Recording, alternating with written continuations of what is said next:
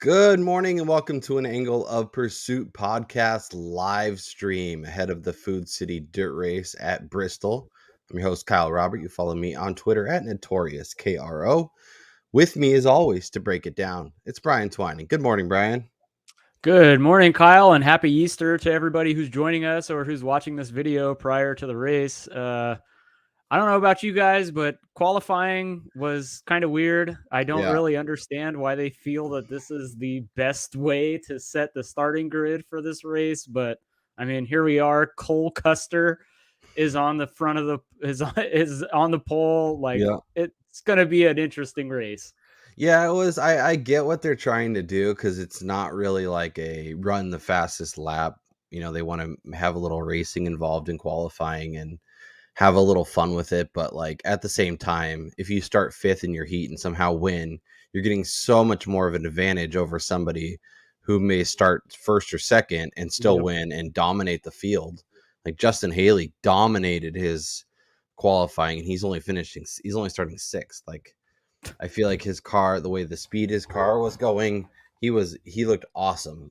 So it was interesting to see how they kind of determined it, and I think when we come back to this race next year, it'll look a little different. I was just gonna say too, like it's really gonna affect DK lineups because now you have guys like Cole Custer who is starting on the pole, and there's no shot in hell we're using this guy in our lineups. I mean, maybe some people will, but like for me, it'd be hard to get him in there. Yeah, he's your sub 6K guy, and we talked about it a little bit. I appreciate everybody hopping in and joining the live stream. We will be talking some DraftKings here in a bit. We'll obviously talk some betting, update our betting cards, get you guys all set for the Food City Dirt Race. If you have questions in the meantime, don't hesitate to leave them in the chat. I'll actually put up a banner too, just so people can good questions in the chat.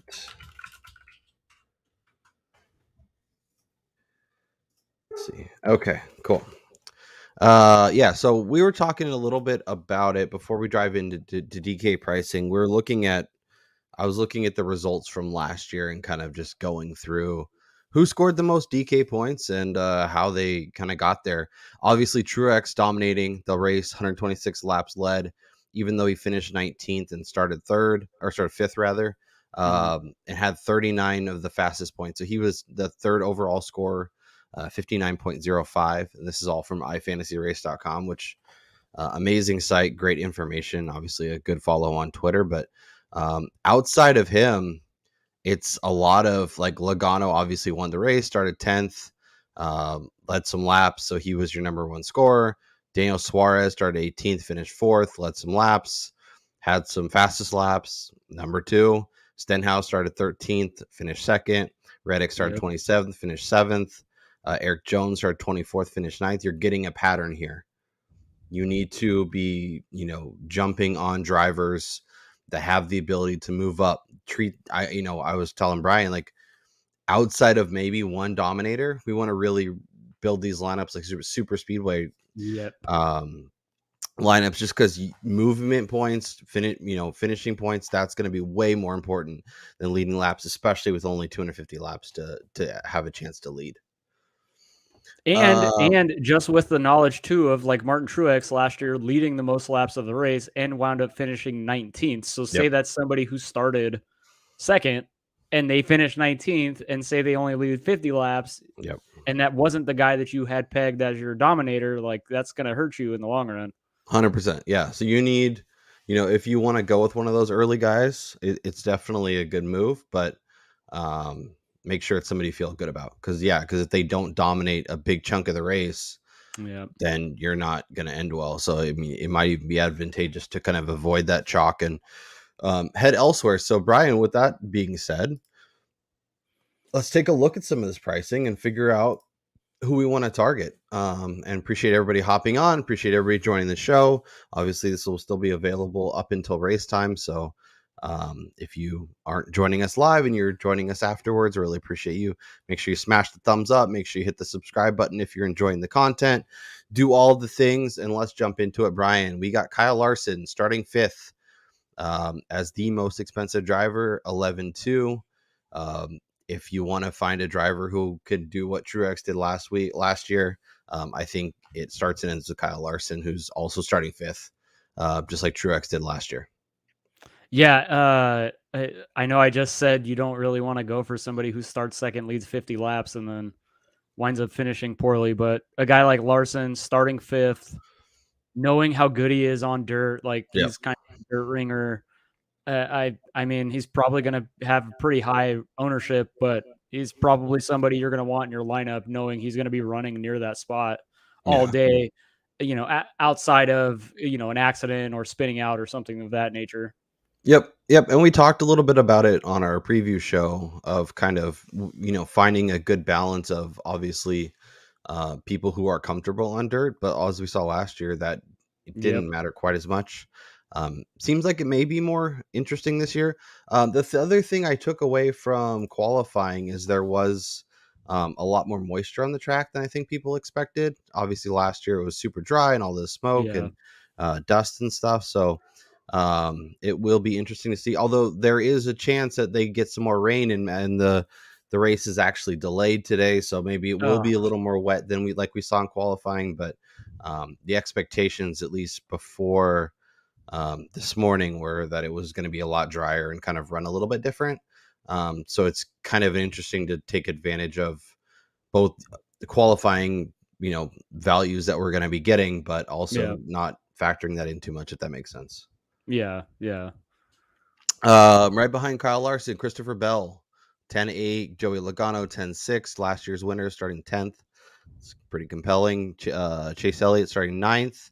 William Byron, 19th at 10K.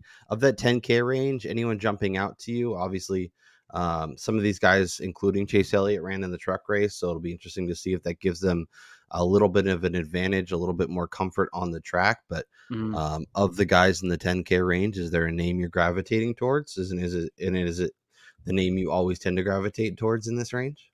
With as good as he's driving, William Byron starting 19th at 10K, that is very enticing.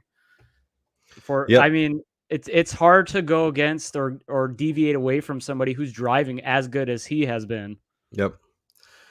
And he's starting close enough to the front where I think some ownership might be off of him. The one I'm looking at right now, he's projected for about 15% ownership. So that is interesting. I think obviously, we both are big fans of Willie B, big fans of what he can do, and we'll be curious to see. Obviously, he's a little pricey, but it makes sense. As we dive into the 9K range, I think we're going to find some names, including Martin Truex at 9,600, who is probably going to be a smash in almost all of my lineups. Starting 30th, I expect him to run well. I do have an outright ticket, and we'll flip over to betting here in a little bit.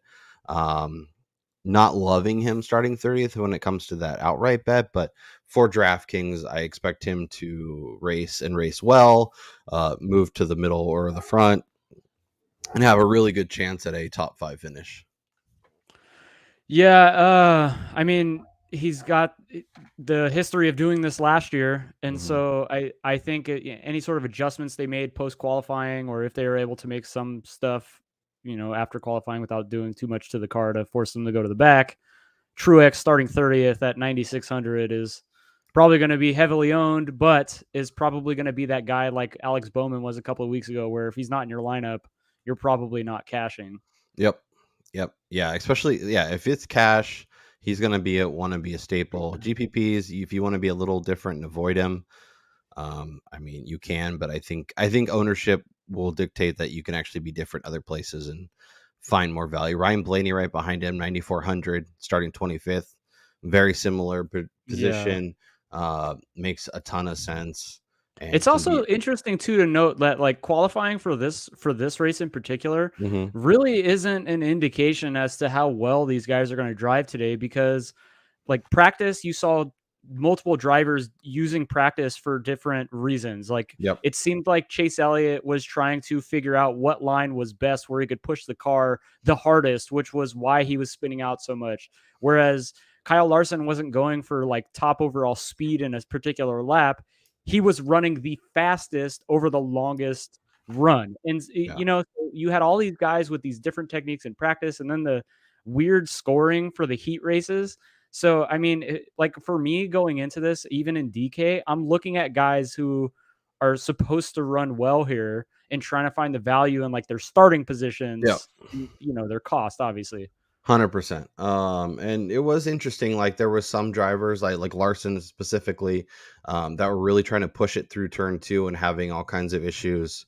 Yeah. And then kind of finding ways to make up speed. Obviously, we'll probably see some wrecks, so it'll be interesting to see, if the cars that run the best on the long run are going to be the ones that we want to have, or if there's going to be some short run opportunities where some of these guys can move up. So let's keep running through the pricing as we dive from 9K and then, obviously into the 8K. So Tyler Reddick starting third, a guy I really like on dirt, but starting third, 9,200. I'm not sure I'm going to get there. I mean, it's an interesting option if you want to avoid Larson at the top, but I think at that point, I'd rather just go with guys who can, move through the field, get me some points that way, get me some fastest laps, and kind of go from there. Kyle Busch starting 11th, Alex Bowman 80th, starting 8th as we dip into the 8K range, and then Denny Hamlin starting 34th, 8,700. Another driver who's going to be extremely popular for all the right reasons. And I expect to perform really well here. Yeah, this is going to be a rather chalky week in terms of like the big names starting in the back of the pack are probably going to be really heavily owned. So I like even a guy like Hamlin, it's going to be trying to determine which of those two Joe Gibbs guys do you want? Do you want Truex or do you want Hamlin? Because squeezing both of them in your lineup, one is setting yourself up for failure if they both kind of crap on if Joe Gibbs Racing craps on itself again. Yeah. Or two, you're kind of putting yourself behind the 8 ball in terms of salary. Yeah, I think it's a great way to go, but we can try and build a lineup around those two and see how we do it. Obviously we will build a lineup at the end of this conversation to see what we can put together. Brian and I are trying to win that GPP, so let's see what we can put together. Chastain starting at 33rd, 8,500 also is pretty tempting.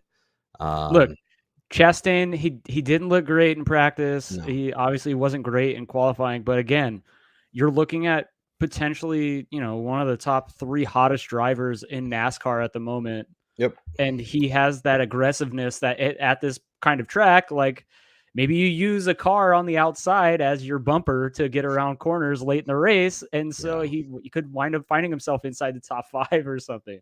Yeah, it was funny to watch some of the cars lean on each other as they were racing and qualifying.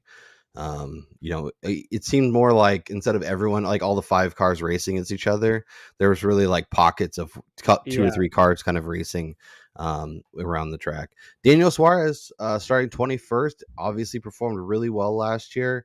Has some nice runs at Super Speedway, has looked better this year kind of overall. Incredibly compelling option starting 21st at 8,300. Yeah, Suarez is another guy that makes a lot of sense starting in the middle of the field. 8,300 is a little bit lofty for a guy like him. Like I feel like he should be more in like the mid 7 range, but based on what he did last year at this race, there's no reason to think he can't do something similar. Yep.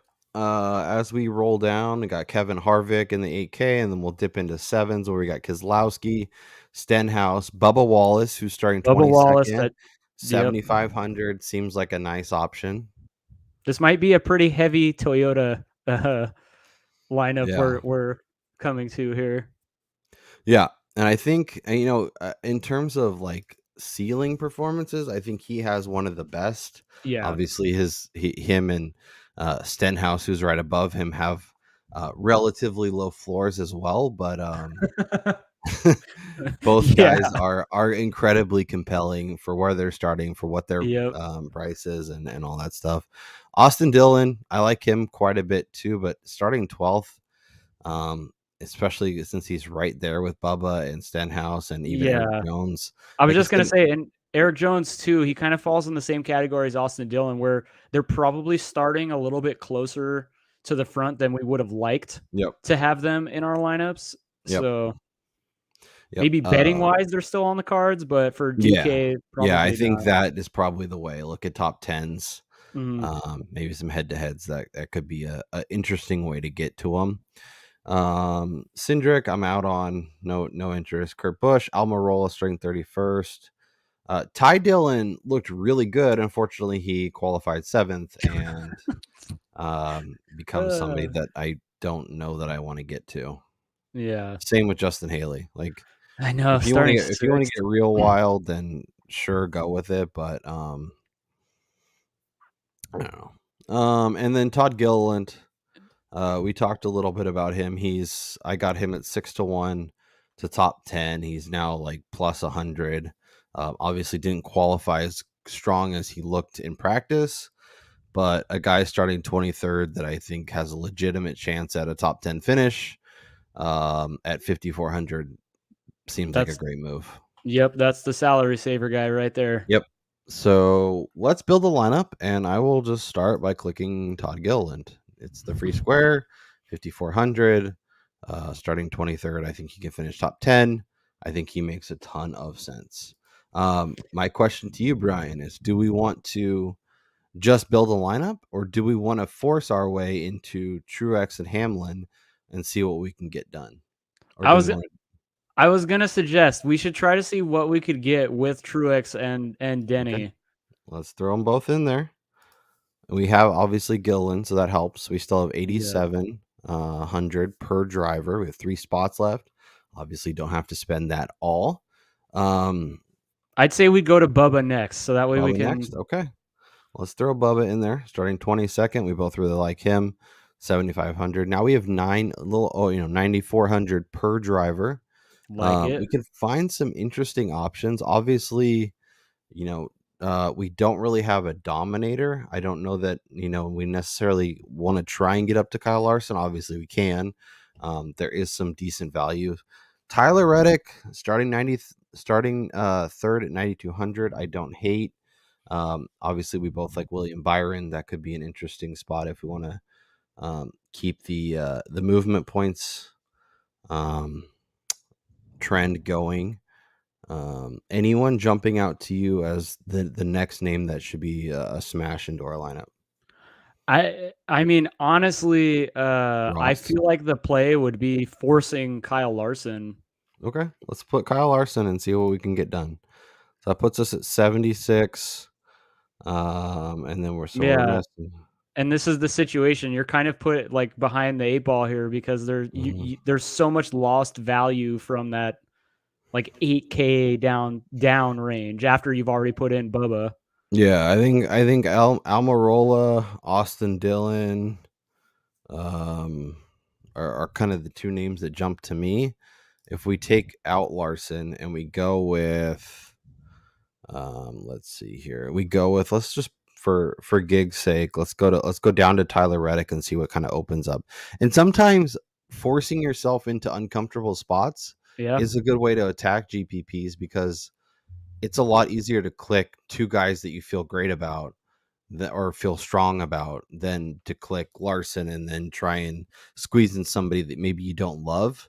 Yeah. And then ending up finding a way to make, find your way to victory lane, as they say. So, I was just gonna say too, if you're uncomfortable about it, that probably means there are others that are exactly, probably as uncomfortable that may not be making that decision. exactly. That's kind of the point I'm trying to make. So, but yeah, see, we could do like Reddick and then like Ross Chastain, leave like $1,000 on the table and still be different and still love our lineup. So Yeah.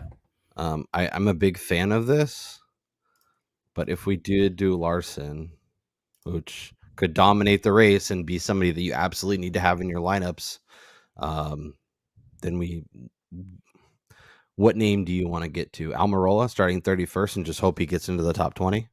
I mean, Oh man. that's I kind of where mean, That's kind of where my head goes, but I'm open to suggestions. I mean, in terms of like what you said, like in regards to last year's scoring, where you kind of it was predicated on movement points. Almirola would make the most sense at this Mhm. spot for sure. And chat, if you're watching and you have an idea for someone that should get the last spot in our lineup, feel free to shout it out. We're open to ideas. I can give you some ideas on kind of projections and ownership and all that good stuff. Yeah, see, it's just the names that are jumping out to me are the ones that have already kind of found a home in our lineup. So I think for me, it's either we go Almirola starting 31st, and hope he moves into the top 15-20 range, or we go Austin Dillon starting 12th and hope he challenges to win the race. I think that's kind of, for me, that's the two names that make the most sense. I feel like Almirola would be the move, just Okay. because like Austin Dillon, as good as he could be here, he seems to be a little bit more risky in terms of like spinning out or crashing because he's slightly more aggressive. Whereas I feel Almirola would be a little more careful. Yep. And I don't Kyle's know. saying, why not Me and Larson? Me and Brian both love William Byron. So Yes. twisting our arm to get to Byron is not something that's going to be hard. I guess the reason we're trying to squeeze in Larson is that Is the we dominator. have we expect him to be really strong here, dominate, in a world where he dominates a lot of the laps, wins the Yep. race or finishes really close to the front. He's going to be somebody that you really want to have in your lineups. But yeah, I mean, obviously, if we go to William Byron, Who who, I feel has a legit shot to win yep, here, by the way. yeah, I mean, and Brian and I both really like him. Obviously, saving $1,200 that gets us up to 8,800. That allows Ross Chastain, who we're both huge fans of, to find a way into our lineup. Daniel Suarez starting 21st, easy. Even Kevin Harvick, like, I know he's not, like, he's been better. He's starting 32nd. And we can still do Austin Dillon or Stenhouse or any of these guys. So, but I feel like that's going to be a lot more comfortable of a click for a lot of people. It's a lot easier to yeah. get to this lineup and feel really good about it. And obviously, that could be the difference, right? You could just be going, okay, you know, don't worry about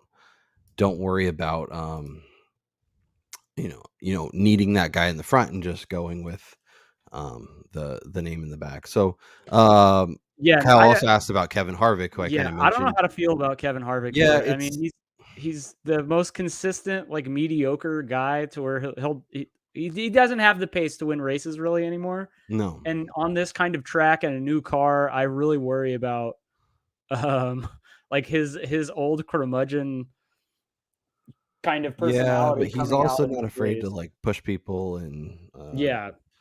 trying to see how he did last year.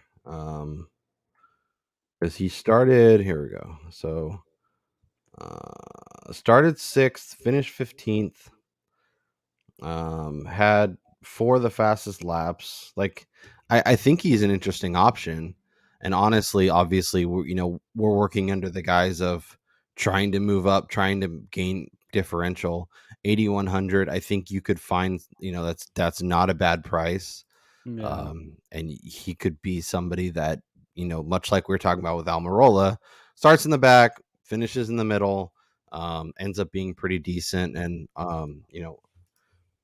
ends up being somebody that you're really happy to have in your lineup. So I don't hate going there, especially with, like, it's easy to get to Suarez, who we saw perform well last Yep. year.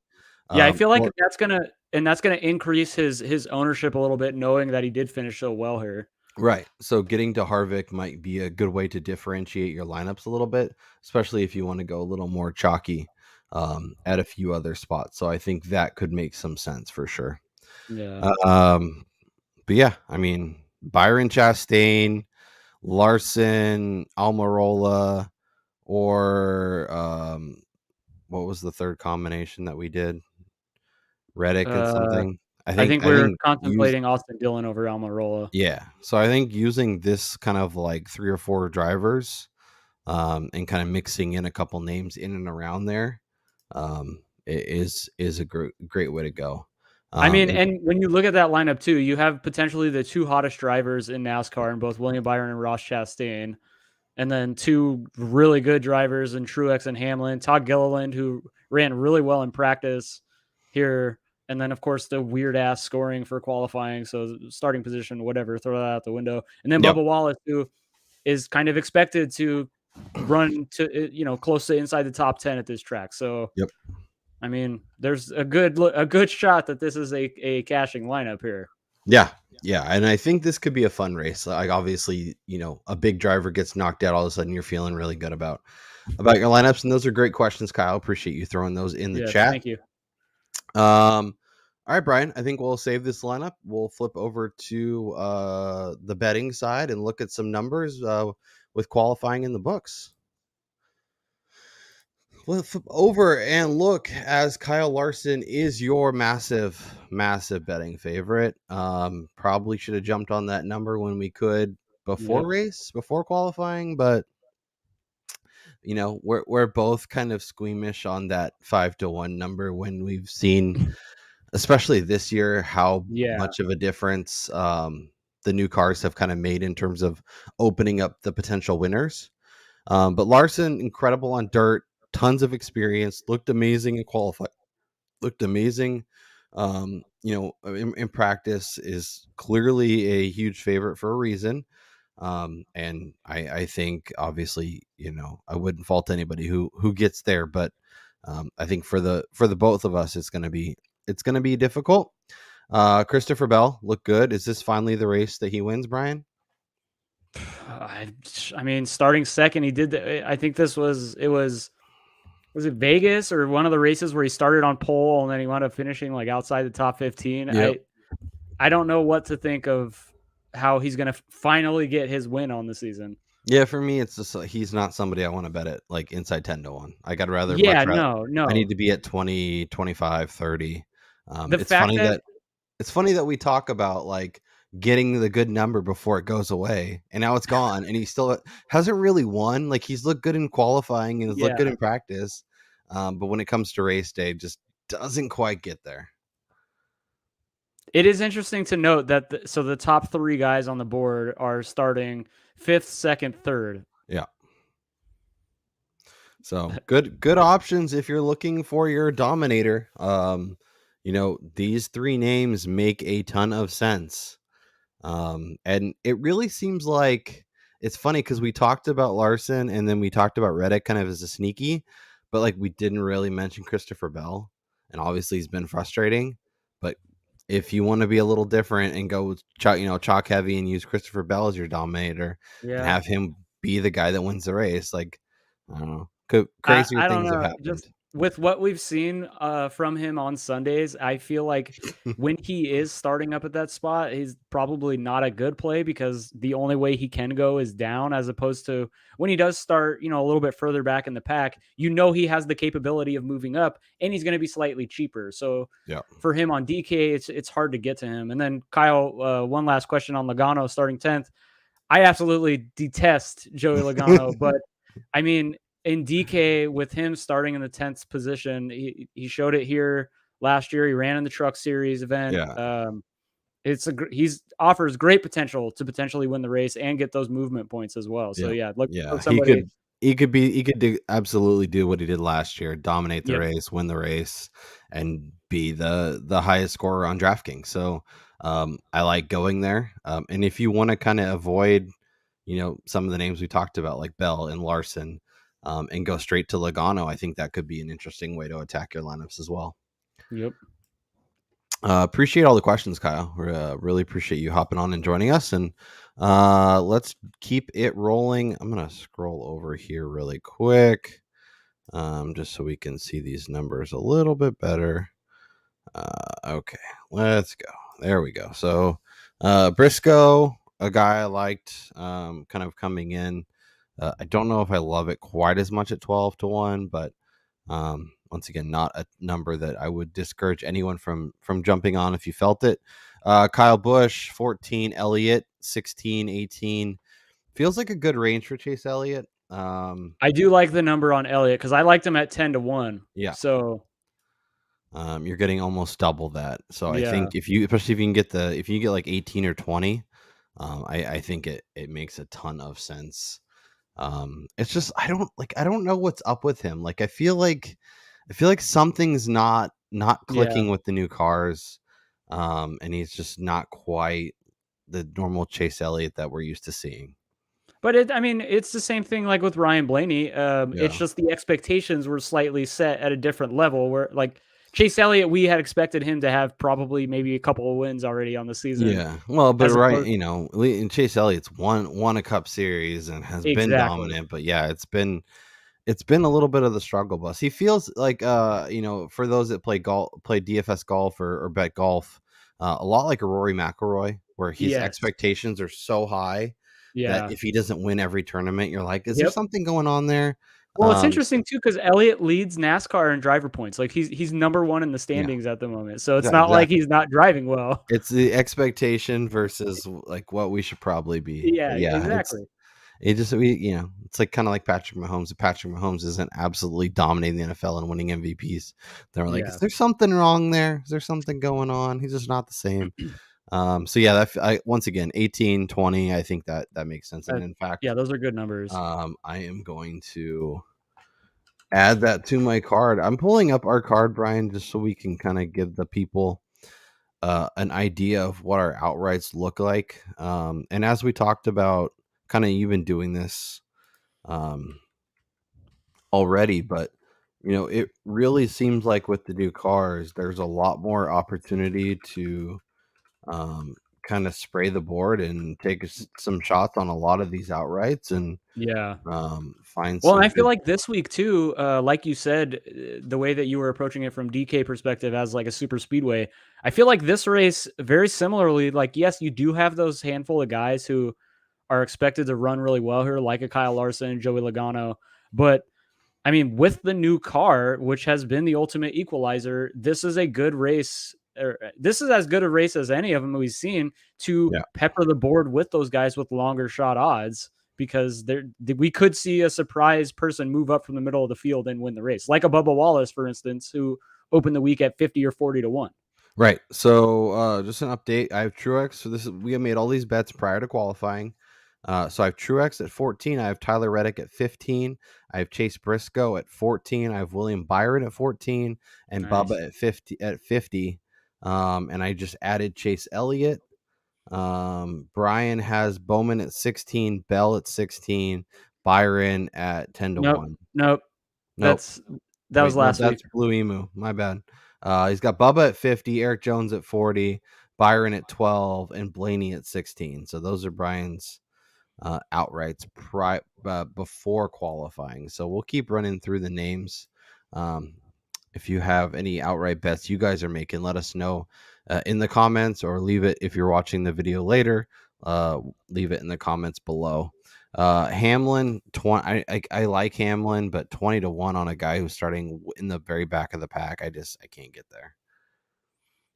I mean, but he's a guy that if he doesn't get lapped like he did last week, there's a good shot. Yeah. No, I guess Damn. that's fair. 24 to 1 on Ryan Blaney. I'm That's gonna a add number. another half a unit on that. That's a number. That's the thing is like we make these bets pre-qualifying and Yep. um coming back to it. So Byron is now 18 or 20. Man, there's some good numbers. There's some opportunities this week for sure. Stenhouse is interesting. Blaney is interesting. Byron is interesting. I already added It's Chase hard to get Elliott. to Stenhouse at the same number as a Ryan Blaney or William Yeah. Byron, regardless Or of what Martin their Truex histories at are. 25. Like I mean that stings because I felt really good about having him at 14 and I will add Yep. another unit at 25 just because I mean Jesus that's That's ridiculous. these books they I felt great about my 16 to 1 that I got pre-qualifying. I was like, oh, this is awesome. This is a gift, and it doesn't turn out to be that big of a gift so far. So hopefully he cashes, and I'm loving life. But Austin Dillon at 40. Where is that? That is at FanDuel. I think is a really really interesting number. I think that's a bit. I think this is where it should be. Like Yeah. Dillon should be kind of in that 20 to 25, maybe even 30 range at the most. And you can get a 40 on him at FanDuel. I think that makes a lot of sense. Yeah, I mean, again, it's finding the value, and like even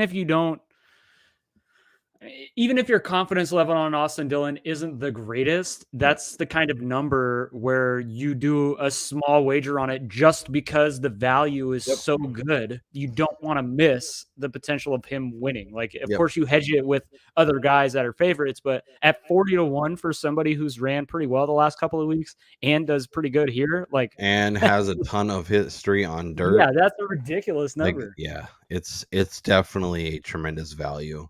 And that's kind of how I like when I do golf betting the same way. Like you see drivers who consistently hit certain numbers, and obviously, they may not be as good on super speedways or whatever. So you kind of use that mentality. But like when you see bad numbers, you have to jump on it and hope it's the week that they put it all together, because there is weeks where that's going to happen. Yeah, and Suarez on that note, at 40 I just here. added Dillon at 40-1, half a unit on the There card. we go. Like, Love to see it. Love to see it. Chastain at 50 at DraftKings. That is something I think I'll be getting to, not necessarily on the outright market, but once we get to placement bets. Once we get to top 5, top 10s, I think that could be Yeah. a spot. Find some good numbers over on DK. You can Ty skip Dillon over the same Brad way. Keselowski, that's for sure. Yeah. I think Ty Dillon can have a decent race where he gets like a top 10, but we'll see if there's any value left on those numbers. Bubba's still hanging at 50, so that's a good number. Do you want to flip over to DraftKings and look at some placements, or do you want to look at anything else before we jump over there? Yeah, let's look at some placement bets here. Let's head over to DraftKings and look at some top 3s, top 5s. I got FanDuel open. Obviously, if you have BetMGM or other sportsbook that you can take advantage of, shop those numbers, find the best number for drivers you like, and find ways to kind of attack them differently. Like with Joey Logano, who at 12-1, I don't, we talked about him on DK. Like, I think he win. Yeah, I think he has the potential, and 12 isn't actually a bad number. Is that his best number? Let's see. Yeah, it looks like 12 is his best number, but you don't necessarily have to go there. You can go top 3 at plus 340, top 5 at even money. I think those make a lot of sense as well. We'll obviously look at FanDuel because sometimes they're different. They're, let's say, top 10 market. We can find some serious value. 550 on Ryan Blaney to top 3. No, maybe. It's interesting that Hamlin and Blaney are both top 20s, are 20-1 to win, but Blaney has plus 550 to top 3, where Hamlin is 5-1. Then they have the same number to top 5. So they must be getting money on this number, and that's kind of why it's going. Jesus, Truex 7-1. What did I bet it at? I bet Truex to. Where did I bet? I thought I bet Truex like top 10 or something. Maybe I didn't. I just bet the outright, and I have a head-to-head. I have a head-to-head against Logano that I'm not feeling great about at this point, but that's what I get for fading your nemesis. Suarez. Hey, I have William Byron over Logano, so although the qualifying positions aren't the greatest, I still feel pretty confident about that. All right, so this is the top 10 market over on DraftKings. Gillen plus 150. I'm really happy I took that 6-1. I was a little, because I knew there were 7s out there and I didn't grab it, but glad I grabbed what I grabbed. And let me just say, I just went through my betting card and made 3 top 10 additions. Chastain plus 175. That number is too good to pass up. I went back with another unit each on Bubba and Eric Jones's inflated top 10 numbers, from 145 to 175 for Bubba, and then now 2-1 on Eric Jones. Yeah, I feel like the books are either overcorrecting slightly too much on some guys based on qualifying, and maybe not enough on others. Like, I mean, Yeah. like Todd Gilland, for instance, he ran so well in practice. He's now plus 150 when he opened the week. What was it? 7-1, 8-1? 7-1, yeah, 8-1, depending on where you looked. Yeah. And then like Bubba Wallace and Eric Jones both qualified 22nd or above, but with the weird ass qualifying numbers, and their numbers dropped. Yeah. I mean, it seems like overreactions kind of both ways. yeah. Let's go look at what FanDuel has on those two guys specifically, because I think we can get better numbers. But let me take a look. All right, here's top 10 market. This is great, me watching the internet, but seem to see. Let's see. So Chastain's plus 170. So DraftKings is better there.